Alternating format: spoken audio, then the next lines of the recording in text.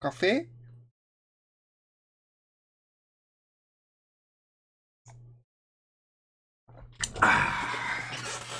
C'est les vacances pour moi. Enfin, je tourne le 14 juillet. Bonne fête nationale à tout le monde. Bon anniversaire, mon papy.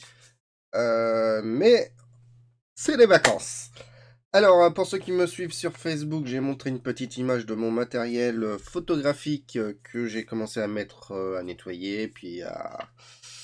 Voilà, c'est déjà mieux. Et à préparer. J'ai tourné une petite vidéo que j'ai pas assemblée pour vous montrer tout mon matériel. Voilà, c'est pas moi qui a la plus grosse bite. Ce que je veux dire, c'est que je vois beaucoup de waouh, c'est dingue, t'as beaucoup de choses. Non, j'ai rien, c'est vraiment rien du tout à part les deux appareils que je vais vous montrer. Le reste, non, j'ai vraiment pas grand chose et surtout pas grand chose de qualité, entre guillemets, de qualité. Alors, je fais cette vidéo, c'est pour répondre à quelques questions qu'on m'a posées surtout avant et que j'ai envie de faire part. Alors déjà, c'est une vidéo, oui, de photographie. Non, je suis pas professionnel. Non, j'ai pas la science infuse. Je vais vous donner des conseils sur les appareils photo et vous allez voir, c'est des conseils assez basiques et on va tordre le cou à certaines idées. Non, en photographie, le matériel le plus cher n'est pas le meilleur pour vous. Et oui, c'est ça la différence. Je discutais à droite et à gauche, et si on écoute tout le monde, c'est la fête du slip, c'est la fête du qui est le plus gros pour avoir le caillou. Alors quand on parle d'un caillou, c'est ça, c'est un objectif à des millions d'euros parce que ah bah oui, mais c'est le meilleur caillou parce que voilà, tu vas avoir une image beaucoup plus nette de 1% plus nette que le caillou bas de gamme. Donc ah, il faut l'avoir, non, parce que tout le monde s'en fout. Vous n'allez pas faire la différence. Moi, je ne ferai pas la différence entre un caillou à 1 million d'euros et un caillou à 200 euros. Déjà, 200 euros, c'est déjà cher pour moi. Voilà, donc voilà. Ensuite, je sais même plus si j'avais fait une de ce genre de vidéo, mais il y a un an, j'étais chez mon petit Lionel et je me souviens, on avait été dans un magasin et tu m'as posé la question, bah, qu'est-ce que je prends comme appareil photo? Oui, tu m'as posé la question, je me souviens de cette question et je t'avais fait un petit cours sur les appareils photo. Et je t'ai posé une question de mémoire, c'est qu'est-ce que tu veux faire? Si c'est pour photographier Mamie Papy ou le chien dans la savane, n'achète pas de réflexe, ça sert à rien. T'as le meilleur appareil photo sur toi, j'ai le meilleur appareil photo sur moi, c'est ça. Alors j'en vois deux qui vont glousser. Ouais, mais c'est pas un réflexe. C'est le meilleur appareil photo que pour 99% du monde. Bah ouais, ça fait des belles photos, on arrive à une puissance plus que correcte hein, quand même, hein, suivant les modèles. Hein, vous imaginez que vous avez ici dans votre main, dans votre un meilleur appareil photo qualitatif que ce que les gens avaient il y a 50 ans. Et il y a 50 ans, on faisait des belles photos. Alors même moi, au début, je me dis, ouais, mais ça vaut pas un réflexe. Non, non, je sais plus c'est dans quoi. Mais vous avez le meilleur appareil photo dans votre poche quand même, les gars. Je vous explique. Ça, là-dedans, il y a un petit ordinateur, ce qu'on appelle un dérotiseur, qui est quand même assez puissant, qui va vous balancer de très belles photos, parce que ceux qui utilisent ça, honnêtement, ils vont pas passer des heures sur Lightroom, sur Photoshop, sur je sais pas quoi pour recadrer ces photos, ils vont pas passer des heures à retravailler une photo, parce qu'une photo, ça se travaille. Donc ils ont le meilleur ami du monde qui est ça, qui va faire le boulot à leur place. Alors il n'y a pas une identité propre de la photo, mais pour 99,99%, c'est franchement suffisant pour ce qu'ils font et pour se faire plaisir. Personnellement, je pense sincèrement que l'ordinateur qui est là-dedans pour traiter vos photos est bien meilleur que ce qu'on a dans les réflexes, à mon humble avis. Voilà, les ordinateurs de traitement d'image automatique des réflexes, je suis pas sûr que ce soit de si bonne qualité que ça, et c'est pas fait pour ça d'ailleurs. Voilà, donc ça c'est le premier appareil photo que vous pouvez penser Et surtout, vous l'avez toujours sur vous, c'est super sympathique. Voilà. Ensuite, vous voulez passer à la photo un peu plus libre, pour pouvoir changer des objectifs. Ça, c'est... donc, vous dites, je vais m'acheter un réflexe, mais qu'est-ce que j'achète? Vous allez entendre 2, 3, voire 4 marques. Canon, Nikon, Sony, et je sais plus le quatrième qui est quand même assez réputé, Pentax. Je suis désolé, j'ai plus le nom, mais j'ai même envie de dire, on s'en fout. Moi, je suis parti sur du Nikon. Tac, ça c'est, voilà, je vais prendre le tout premier appareil photo que j'ai en main. Moi, je suis parti sur du Nikon. Alors, je vais expliquer pourquoi je suis parti sur du Nikon. Quand on dit que la pub, on me sort, mais non, mais moi j'achète rien parce que je regarde la pub, mais ça me fait pas acheter. Ben si, ça fait acheter la publicité. La publicité, c'est pas que de la publicité que vous voyez à la télé dans les spots pub. Ah, non, non. Moi j'ai acheté un Nikon parce que je regardais NCIS et ils avaient des Nikon. Je me suis dit, je vais acheter un Nikon. Ça aurait été des Canon dans NCIS, je suis sûr que je serais parti sur un Canon.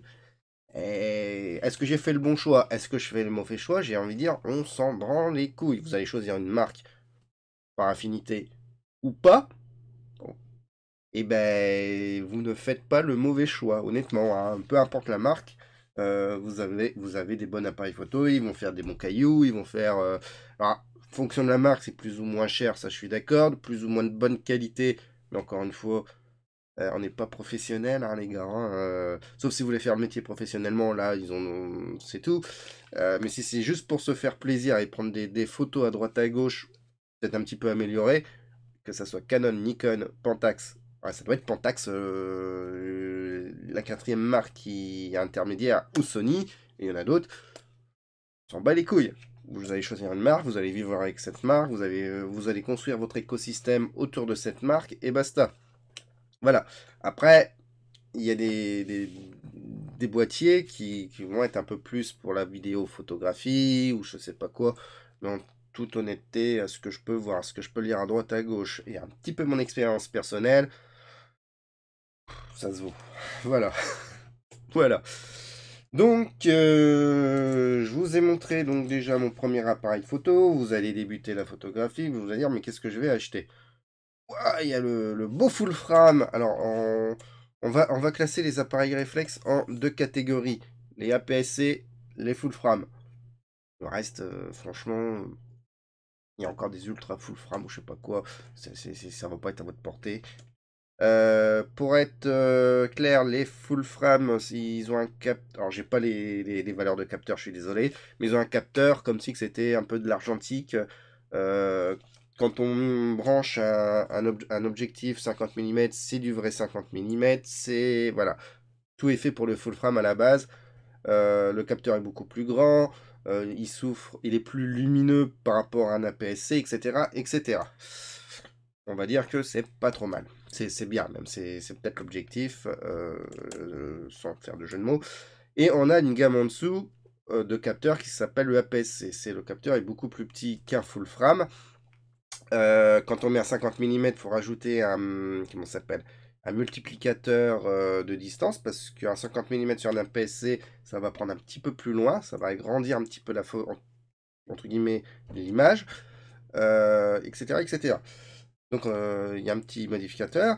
Et votre téléphone portable, c'est encore, le capteur est encore beaucoup plus petit, par exemple, qu'un APS-C. Voilà. Donc c'est une différence de capteur, donc moins lumineux, etc., etc. Vous êtes débutant, vous voulez acheter un réflexe, vous êtes parti sur un réflexe, partez pas sur un full frame, parce que ça va coûter plus de 2500 € entre guillemets. On ne sait pas si ça va vous plaire. Est-ce que vous allez... Parce que si vous prenez un full frame et que c'est pour rester en mode full automatique, encore une fois, je vois pas encore trop l'utilité d'acheter un réflexe, votre téléphone portable fera mieux, etc., etc. Donc voilà, moi je vous conseille quand même, quand vous débutez, de partir sur un petit APS-C. Moi je pense que c'est fort sympathique, c'est la bonne idée. Ensuite, dans les APS-C, vous avez plusieurs modèles, plusieurs gammes de téléphones, d'appareils photo. Moi, j'ai deux gammes. J'ai une gamme ici qui est dit totalement amateur, qui est chez le Nikon, c'est la version 3200 de chez Nikon. C'est l'entrée de gamme chez Nikon des APS-C réflexes. Il y a les 3000, il y a les versions et les versions 5000. La différence entre les 3000 et les 5000, les 3000, bah, on a je fais court, hein, vraiment très court. On a un écran qui est fixe ici, et la gamme des 5000, si je dis pas de conneries, on a un écran qui est movible. Il y a d'autres caractéristiques du 5000.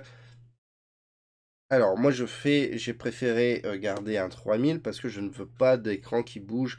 C'est très fragile. C'est bien pour la vidéo, ça on est tout à fait d'accord. Si vous voulez faire un petit peu de vidéo, peut-être que la gamme des 5000 chez Nikon est plus intéressante. Moi, j'ai commencé par la gamme des 3200. Donc maintenant, on doit être à 3500 ou une connerie comme ça. Bref, c'est l'entrée de gamme. C'est des bons appareils photo. Hein. C'est pas parce que c'est de l'entrée de gamme que c'est de la merde. C'est de très bons. C'est très bien. J'ai débuté là-dessus. C'est très bien pour apprendre. Ensuite, moi j'ai fait assez rapidement parce que j'ai rapidement compris ce que je voulais en appareil photo. Alors ça c'est allez, moins de 300 € à peu près, on va dire ça comme ça. Ah. Moi ergonomiquement ça n'allait pas. J'avais besoin, je commençais à comprendre un peu la photo, pas non plus hein, à mon niveau. Puis je trouvais qu'ergonomiquement ça n'allait pas. Donc avec mon expérience, avec les petites expériences d'appareil photo que j'ai emmagasiné pendant 1 an et demi, je me suis fait mon petit cahier des charges et puis je me suis dit, mais il me faut un appareil photo, un boîtier qui est un petit peu plus meilleur. Je veux ça, je veux ça, je veux ça. J'ai fait ma petite liste et je me suis dit, et je suis tombé sur la gamme des 7000. Alors moi quand je l'ai acheté c'était le 7002, à l'heure actuelle il y a le 5005 chez Nikon. Vous avez les mêmes gammes chez Canon et avec les mêmes spécificités à 2-3 trucs près, la même idée chez Canon. Hein. Donc ce que je dis ici c'est valable chez Canon. Hein. Voilà. Et moi ce que je voulais c'est quelque chose d'ergonomique, c'est 2 molettes pour pouvoir éviter d'aller dans les menus pour changer mes configurations et que ça soit plus ergonomique. Que mon sélecteur de hop ici pardon mon sélecteur de point chaud enfin de mise au point de focale je puisse la bloquer parce que je savais pertinemment que j'étais toujours en train de bouger ma cible. Ici j'ai un petit écran qui est assez sympathique qui me redonne tout des tas d'informations très utiles pour les ISO et compagnie, enfin pour les réglages de l'appareil photo. Voilà, donc je trouvais que la gamme des 7000, 7002 ou 7100, pour moi c'était vraiment génial. J'avais trouvé donc que cet appareil-là était très bien. Il y a une autre gamme, je crois, qui m'intéressait pas, encore une fois avec un truc qui bouge. Donc je suis parti sur un 7200 qui est considéré comme un appareil photo semi-professionnel. Ça veut dire expert, on va dire expert, c'est que on met ça dans les mains d'un débutant, par exemple, ça sert strictement à rien. Voilà. Parenthèse fermée. Donc moi, je suis assez content de tout ça. Alors, alors j'ai regardé au moment, juste un petit peu avant de faire la vidéo. Sur Amazon, on le trouve au prix de 700 € nu, ou avec un objectif. Bon, voilà, moi j'avais payé 1002, je crois, 1002, 1003, avec un objectif. On reviendra sur les objectifs juste après. Voilà, donc ça c'est sympathique. Euh, Vous voulez prendre du réflexe, c'est très bien, mais il faut vous dire que bah, si vous prenez un réflexe et que c'est pour rester dans les modes portrait, ici on a des modes, hein, portrait et compagnie, bah, moi je trouve que c'est vraiment dommage d'utiliser un réflexe et de garder dans ce mode-là. Si vous prenez un réflexe, il faut se dire, bon bah, on va travailler un petit peu la photo. Ça veut dire qu'il va falloir vite fait sortir des modes automatiques pour soit vous diriger ce qu'on appelle les modes semi-automatiques, ça veut dire ouverture ou vitesse. Ça veut dire que vous allez gérer soit l'ouverture du diaphragme pour faire entrer plus ou moins de la lumière, ou gérer la vitesse d'ouverture, donc le temps d'ouverture, tac tac, du diaphragme, enfin du capteur. Ces deux modes, faut vite passer sur ces deux modes et comprendre ces deux modes de l'appareil photo pour pouvoir gérer correctement un réflexe, pour vous dire, oui, j'ai acheté un réflexe, bah, je l'utilise. Et pas, ouais, vous avez vu, j'ai un réflexe, ouais, mais je fais du mode automatique. Ça sert strictement à rien. Acheter un bridge. Un bridge, vous n'avez pas de mode comme ça, et encore une fois, je pense que ça fera du meilleur, de la meilleure qualité photo par rapport à un réflexe dans ce que vous allez faire. Voilà, c'est vous qui dictez ce que vous voulez faire. Vous voulez pas vous faire chier avec le paramétrage des ouvertures et compagnie, n'achetez pas ça. Achetez un appareil qui sera beaucoup plus adapté pour vous et qui fera de plus belles photos par rapport à ce que vous voulez faire. Et c'est ça qui est important dans l'achat d'un appareil photo. Bref, c'est mon avis très personnel, hein. Donc, va falloir vite passer en mode ouverture et en mode vitesse. Et pourquoi pas plus tard en mode full manuel. Et là, vous allez contrôler toute la bestiole. Mais déjà, moi je shoot 90, enfin je prends les photos à 99% en mode ouverture. Je gère l'ouverture et l'ISO. Et l'appareil photo est assez intelligent pour calculer le temps d'obturation, donc la vitesse d'ouverture du miroir, enfin de ce qu'il y a à l'intérieur pour faire des belles photos. Voilà, on est là. L'avantage aussi d'acheter un réflexe, c'est de pouvoir changer les cailloux, les objectifs. Alors quand j'ai acheté, voilà, donc quand j'ai acheté mon premier appareil photo, j'avais ce caillou en kit qui est un zoom. Voilà, hein, un zoom c'est tout simplement un zoom. C'est un objectif qui permet de choisir sa focale, donc sa distance, 18 mm à 55 mm. Ça, c'est la distance focale. En sachant que je suis sur un APS-C chez Nikon, il faut que je multiplie par 1,5 pour avoir la vraie focale par rapport à l'appareil photo. Sur un full frame, comme je disais plus tôt, on n'applique pas de modificateur. Voilà, donc c'est un 18-55 mm. Donc c'est un objectif dit polyvalent, un objectif HIT de bonne qualité. C'est pas les meilleurs objectifs que vous pouvez avoir, hein, ça on soit d'accord, mais vous débutez en photographie, je vous jure que c'est suffisant. Vous allez traiter beaucoup de photos avec ça. Heu, Après, il y a un deuxième truc super important, c'est la lumière, qui est calculée sur un rapport f1.4. Ça veut dire c'est un objectif qui est très lumineux, et plus qu'on monte dans les chiffres, plus que l'objectif est moins lumineux. Faut penser qu'on est en photographie, la lumière c'est super important. Un objectif. Oui, c'est ça. Lumineux, ça sera beaucoup mieux. Alors celui-là, le truc en kit, ça veut dire que quand je suis à 18 mm, il a un rapport de f1 sur 3,5. C'est moyen quand même. C'est assez moyen pour du 18 mm. Et si je vais en 55 mm, on passe à 5,6. C'est un objectif qui est pas lumineux du tout. Enfin, c'est dans la moyenne, hein. Donc vous allez faire ça veut pas dire que vous n'allez pas faire de belles photos, hein. Attention, hein. Là je parle technique. Voilà. Donc c'est un bon objectif. Quand j'ai acheté le 7002, j'avais un autre objectif en kit qui est le 18 mm minimum à 105 mm maximum. Alors vous allez dire, ouais, donc vous pouvez prendre plus loin. Oui. Donc le voilà, hein. Hop, c'est aussi un zoom. Et on va aller voir un petit peu ces rapports de luminosité. C'est pareil, c'est du 3,5 en 18 mm jusqu'à 5,6 à 105 mm. Ce qui veut dire, à mon avis, que quand je suis cette fois-ci à 55 mm, mais celui-là me semblerait plutôt plus lumineux que quand je suis à 55 ici. Donc on va très certainement descendre la limite des 5,6. Je dois peut-être, alors j'ai peut-être une connerie, mais je serais peut-être à 4, à 55 mm là-dessus, alors que là je serais à 5,6. Ça veut dire que pour la même focale, celui-là devrait être plus lumineux, rentrer plus de lumière dans l'appareil photo que celui-là. Ça, c'est pour un petit comparaison d'objectifs. C'est des objectifs d'e-kit. D'autres objectifs existent, hein. On peut avoir des zooms à 18-35 avec un rapport lumineux, je sais pas, de 2,8, 3 qui est quand même assez lumineux quand même, 2,8. Mais les objectifs commencent à coûter quand même assez bonbons, hein, 300, 500, 1500. Des fois, il y a quand même des objectifs qui sont plus chers que les appareils photo. Mais il faut se poser la question, pour un débutant, hein, on parle bien pour un débutant, est-ce que j'en ai besoin? Et moi, je vous dis la réponse, non. Pas tout de suite en tout cas. Même moi, pour le moment, m'en fous. J'ai ce qu'il faut. Il y a un deuxième type d'objectif et là, je vous le conseille d'en acheter un. Quand vous, même quand vous avez débuté. Alors je vais le démonter. Je vais en démonter un. Et ça,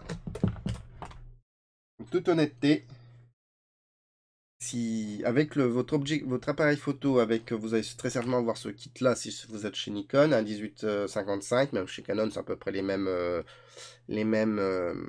rapports. Mais moi je vais vous conseiller, s'il y a un objectif à acheter, c'est ça. Alors chez Nikon, il est quand même pas mal, il est pas cher. Bon, c'est le 35 mm qui va ouvrir à 1.8. Très lumineux. Il y a encore en dessous, il y a le 1.4 qui est ultra lumineux, mais qui est beaucoup plus cher. C'est un 35 mm. Alors, il n'y a pas de zoom. C'est ce qu'on appelle une focale fixe. Il n'y a pas de zoom. C'est à vous de bouger pour aller capturer votre image. Ça vous permet de travailler vous-même. C'est très lumineux, donc c'est assez sympathique. Vous allez faire de belles photos là-dessus.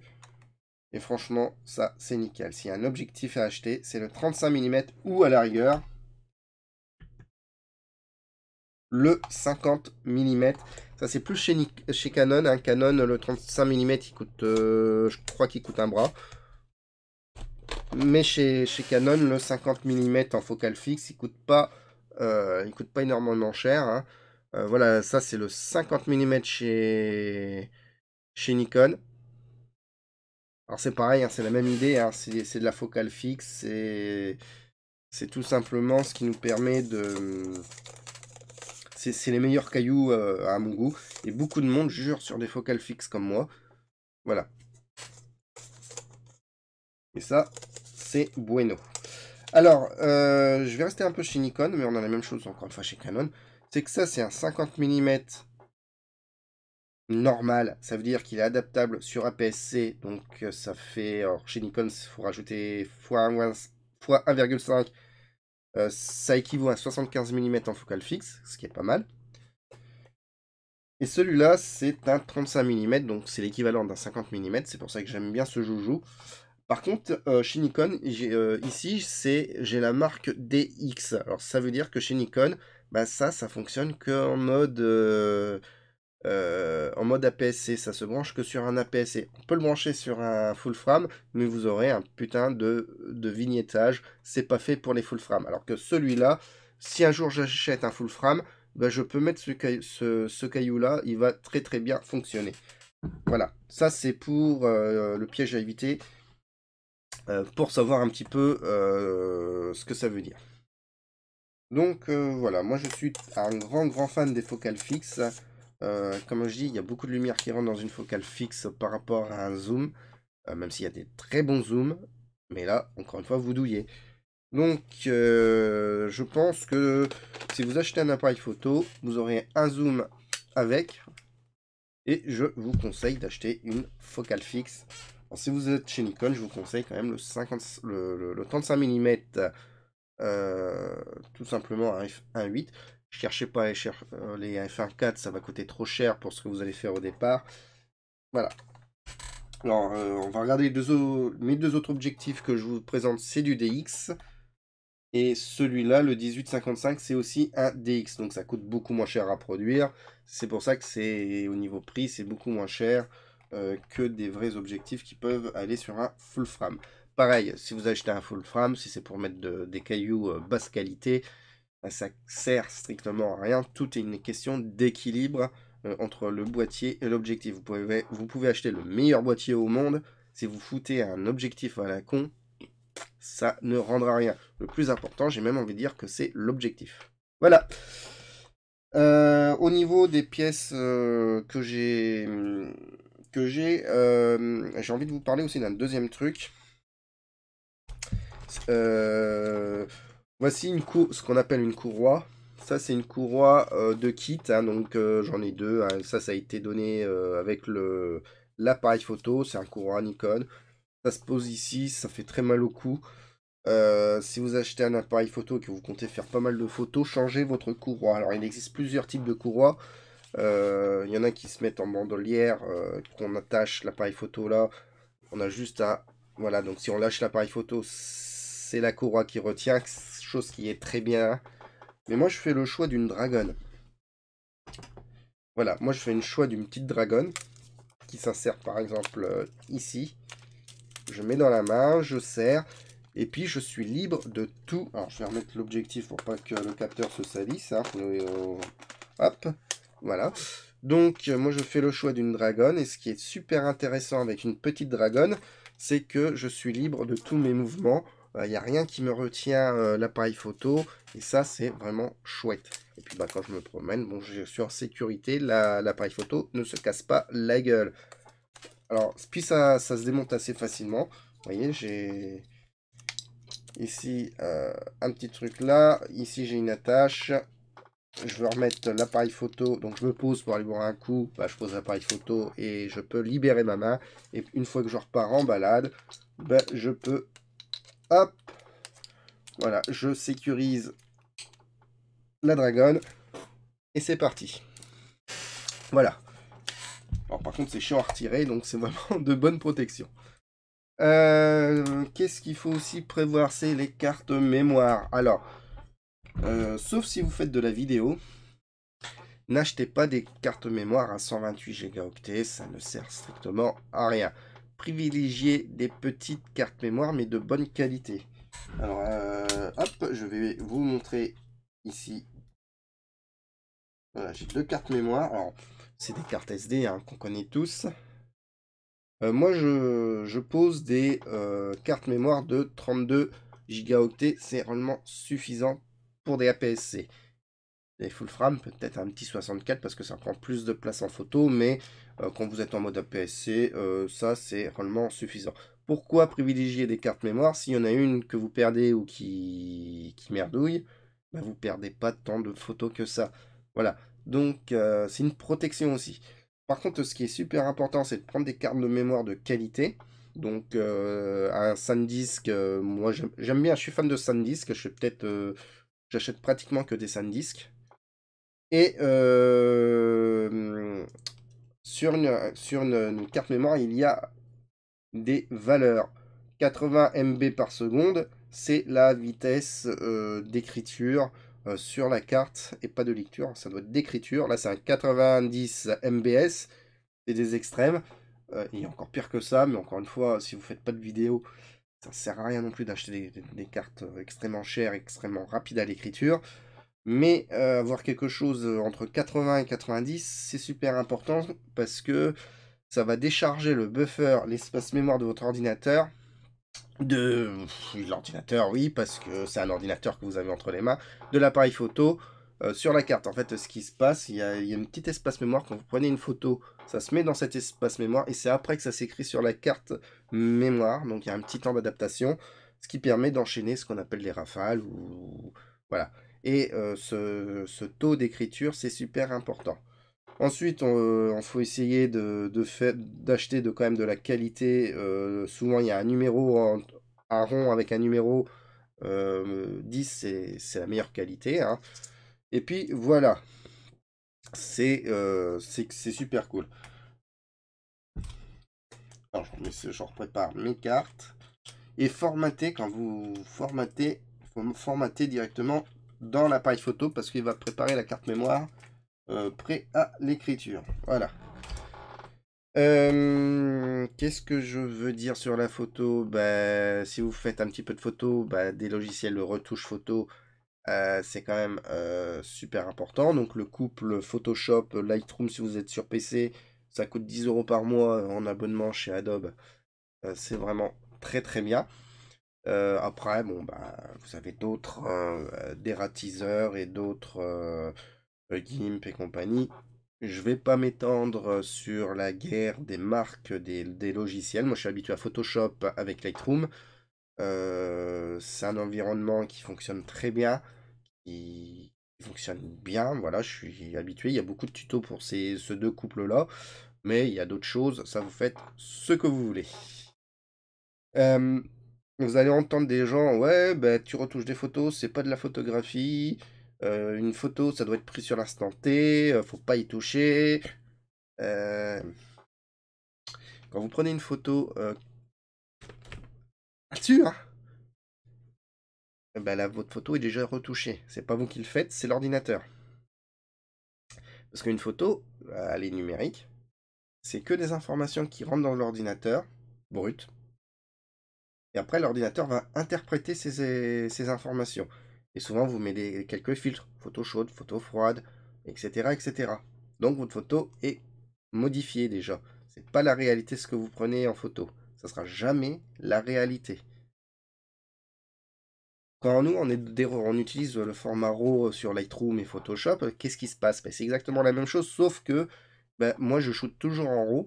Ça veut dire que j'ai un fichier, et à l'intérieur, il y a des informations du capteur.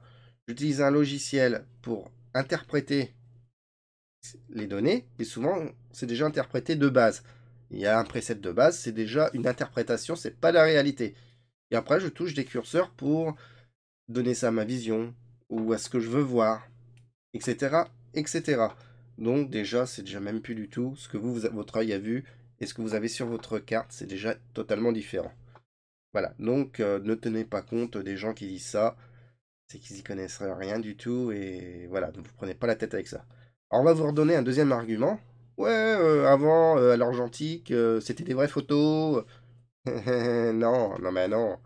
Parce qu'il fallait développer votre photo, ce que vous avez capté de votre argentique, les vieux appareils photo, c'est de la lumière qui est sur une pellicule. La pellicule, vous la développez, et on la développe déjà de plusieurs manières. On éclaircit, on assombrit, on faisait déjà ce qu'on fait sur ordinateur, sauf qu'il le faisait à la main. Mais voilà, donc on travaillait déjà des photos à cette époque-là. C'est pas du tout... Voilà, donc ne prenez pas la tête avec ces gens-là. C'est ce que j'ai envie de dire. Voilà. J'espère que ces petits conseils vont vous aider si vous voulez vous acheter un appareil réflexe. Donc ne vous prenez pas la tête pour choisir une marque. Ouais, Canon c'est mieux, Nikon c'est mieux, on s'en fout royalement. Vous prenez l'appareil qui vous plaît le plus dans le budget que vous avez. Et c'est tout. Vous ne vous prenez pas la tête. Sinon vous allez rien faire. Et pareil, il y a les gens qui disent ouais mais attends cet appareil là va sortir. Ah non non mais attends ça va être mieux, ça va sortir. C'est comme en informatique. Si vous attendez, vous achetez rien du tout et ça va rien faire du tout. Bref, achetez votre appareil dès que vous pouvez, dès que vous avez envie de l'acheter. N'attendez pas. Pas beaucoup en tout cas, c'est ce que je veux dire. Voilà. Il y a d'autres matériels, des trépieds. Un petit trépied, ça peut être sympathique. Il y a des filtres.